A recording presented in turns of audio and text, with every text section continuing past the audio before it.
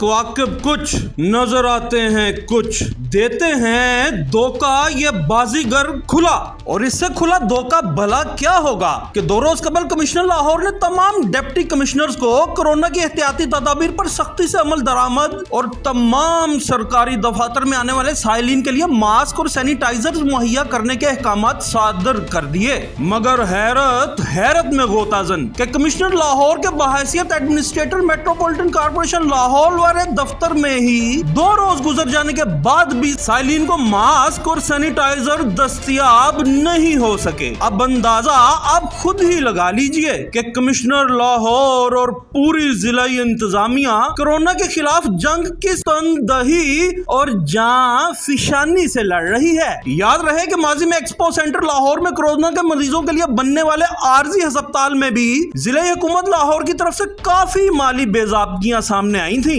जिनकी इंक्वायरी हस्बे रवायत आज भी फाइलों में दफन है। शायद माजी ही की रवायत को बरकरार रखते हुए जिला इंतजामिया ने कागजों में तो पूरे टाउन हॉल और दीगर दफातर में मास्क और सैनिटाइजर मुहैया कर दिए होंगे, मगर टाउन हॉल का हाल आप सुन चुके। अब इस ज़िमन में आने वाले अखराजात के हाल पर भी अल्लाह ही रहम करे। अदील शुजा, 11 न्यूज़ लाहौर।